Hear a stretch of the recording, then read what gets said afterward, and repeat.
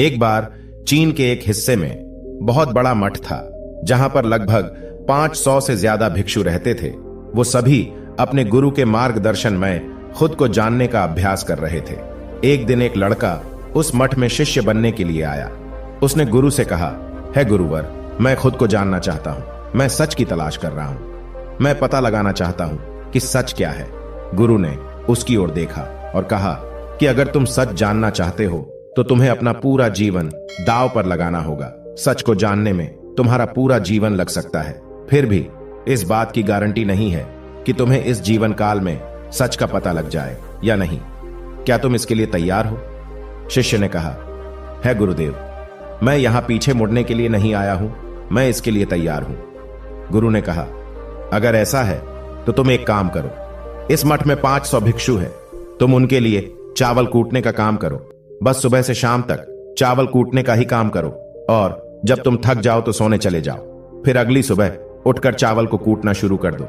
इसके अलावा कुछ और मत करना, किसी और चीज के बारे में मत सोचना। बस इस रास्ते पर चलते रहना और दोबारा मेरे पास मत आना। जरूरत पड़ने पर मैं खुद तुम्हारे पास आऊंगा। उस लड़के ने गुरु के आदेश का पालन करते हुए चावल कूटना शुरू कर दिया।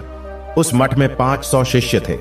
उन सभी को समय समय पर भोजन की आवश्यकता पड़ती थी, इसीलिए वह बहुत जल्दी उठ जाता था और रात को देर तक चावल कूटता रहता था।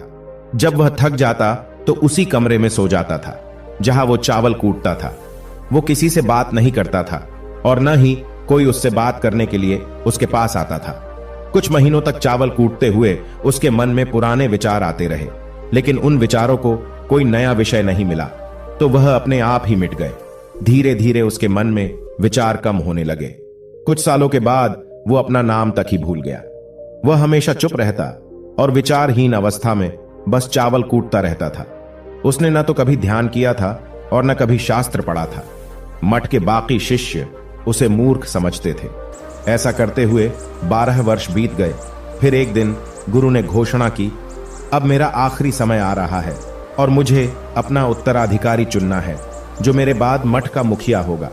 इसीलिए मेरा कोई भी शिष्य है जिससे लगता है कि वह आत्मनिर्भर हो गया है और उससे खुद को जान लिया है, तो वह रात को मेरे दरवाजे के पास आकर इस दीवार पर कुछ पंक्तियां लिखे जिसमें उसकी जिंदगी का सारा अनुभव समाया हो। कई शिष्यों ने ऐसा करने के बारे में सोचा, पर मठ के प्रमुख शिष्यों में से एक शिष्य ने वहां जाकर कुछ पंक्तियां लिखी। उसे बौद्ध धर्म और ग्रंथों का बहुत ज्ञान था। सभी शिष्यों को लगता था कि वो इस मठ का उत्तराधिकारी बन सकता है। उसने लिखा था कि मन एक दर्पण की तरह है जिस पर विचारों और इच्छाओं की धूल जमा हो जाती है। इस धूल को हटाने के लिए ही ध्यान है। जिसकी धूल हट जाती है और मन का दर्पण साफ हो जाता है, वो मोक्ष को प्राप्त कर लेता है। अगली सुबह जब गुरु उठे और उन्होंने इन पंक्तियों को देखा और उन्होंने कहा कि किस बेवकूफ ने यह सब कचरा मेरी दीवार पर लिखा है। वो शिष्य जिसने यह लिखा था वो चुप रहा। हालांकि उसने जो पंक्तियां लिखी थी वो ज्ञान से भरी थी, लेकिन यह सब किताबी ज्ञान था। वो शिष्य बहुत चालाक था। उसने पंक्तियां लिखी, पर उसने नीचे अपने हस्ताक्षर नहीं किए, क्योंकि वो स्वयं इसके बारे में निश्चित नहीं था कि यह सही है या नहीं, क्योंकि वह आत्म साक्षात्कार नहीं हुआ था। गुरु ने पंक्तियों को पूरी तरह से खारिज कर दिया। ये देखकर सभी हैरान रह गए। यह घटना पूरे मठ में चर्चा का विषय बन गई। इस विषय पर बात करते हुए 2 शिष्य उस शिष्य के पास से गुजरे जो 12 साल पहले यहां आया था और दिन रात चावल कूटता रहता था। दोनों की चर्चा सुनकर वह धीरे से हंस पड़ा। दोनों शिष्य ने उसे पूछा कि तुम क्यों हंस रहे हो? दोनों शिष्य की नजर में यह चावल कूटने वाला तुच्छ भिक्षु ही था। किसी ने उसे न तो कभी ध्यान करते हुए देखा था, न ही कभी शास्त्र पढ़ते हुए। हर कोई उसे मूर्ख समझता था जो बस चावल को ही जानता था। उस मठ में बहुत बड़े बड़े विद्वान थे, लेकिन उस चावल कूटने वाले को किसी से कोई मतलब नहीं था। इसीलिए वह दोनों शिष्य उसे मुस्कुराता हुआ देखकर हैरान रह गए। उन्होंने फिर उससे पूछा कि तुम क्यों हंस रहे हो? उसने जवाब दिया, मैं इसीलिए हंस रहा हूं कि गुरुवर सही बोल रहे हैं। ये सब पंक्तियां कचरा है, इन पंक्तियों का कोई मूल्य नहीं है। वो दोनों शिष्य चौंक गए। उन्होंने उसे पूछा कि क्या तुम ऐसी पंक्तियां लिख सकते हो जो इससे भी बेहतर हो? चावल पीसने वाले ने जवाब दिया, नहीं, क्योंकि मैं अनपढ़ हूं, लेकिन हां, मैं कुछ पंक्तियां कह सकता हूं। अगर तुम उन पंक्तियों को लिख सकते हो तो मैं तुम्हारे साथ जाने के लिए तैयार हूं। उन दोनों शिष्यों ने कहा, ठीक है।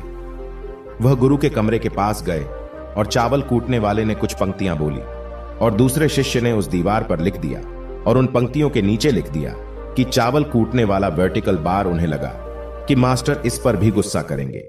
जो पंक्तियों उसने लिखने के लिए कहा था, बहुत अद्भुत थी वो पंक्तियां। मन तो बस एक का भ्रम है, न तो मन है, न ही मन का कोई दर्पण है, और जब मन ही नहीं है तो धूल कहां ठहरेगी। जो ये जानता है वो सच को जान गया। जब गुरु ने ये पंक्तियां देखी तो वे आधी रात को उठे और चावल कूटने वाले के पास गए। वह सो रहा था। गुरु ने उसे जगाया और कहा कि ये लो मेरी छड़ी और मेरे वस्त्र ले लो, आज से तुम मेरे उत्तराधिकारी हो। लेकिन इस मठ को छोड़कर कहीं दूर चले जाओ, क्योंकि इस मठ में बहुत सारे विद्वान हैं जो खुद को तुमसे ज्यादा श्रेष्ठ मानते हैं और वो तुम्हें मार देंगे।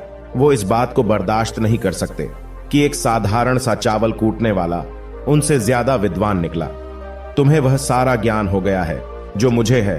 तुम्हें यह सारा ज्ञान चावल कूटते कूटते हुआ है, और मुझे पता है कि तुम जहां भी जाओगे लोग तुम्हारे पास आने लगेंगे, क्योंकि जब कोई फूल खिलता है तो उसकी महक हर तरफ फैलने लगती है। उसने अपने गुरु के पैर छुए और रात को ही वहां से चला गया। दोस्तों, अगर हम अपनी जिंदगी में देखें तो पाएंगे कि बहुत से लोग सोचते हैं कि ध्यान केवल एक ही जगह बैठकर आंखें बंद करके ही किया जा सकता है, लेकिन हकीकत में ऐसा नहीं है। ध्यान तो चलते चलते भी किया जा सकता है, अपना कुछ काम करते हुए भी ध्यान किया जा सकता है। असल में ध्यान का मतलब यह है कि आप जो भी काम कर रहे हैं उसे अपनी ईमानदारी से करें, कि आपको आपके शरीर का ख्याल भी ना रहे। बिल्कुल उस चावल पीसने वाले की तरह जो चावल कूटने में इतना मग्न हो गया कि उसको खुद का कोई ख्याल ही नहीं रहा। उसने चावल कूटते हुए ही आत्म साक्षात्कार प्राप्त कर लिया। हर समय वर्तमान में रहना और कुछ नहीं सोचना। मन तब तक ही है जब तक विचार है। जब विचार ही नहीं रहेंगे तो मन भी गायब हो जाएगा। जब मन ही नहीं रहेगा तभी तुम अपने आप को अच्छे से जान पाओगे। असल में हमें अपने वास्तविक रूप को जानने के लिए कोई अन्य साधना करने की आवश्यकता नहीं है। हम जो कुछ भी कर रहे हैं बस उसमें हमें पूरी तरह से खो जाने की जरूरत है। अपने काम में इस कदर से लीन हो जाओ कि आपका काम भी ध्यान बन जाए। सुनते रहिए। धन्यवाद।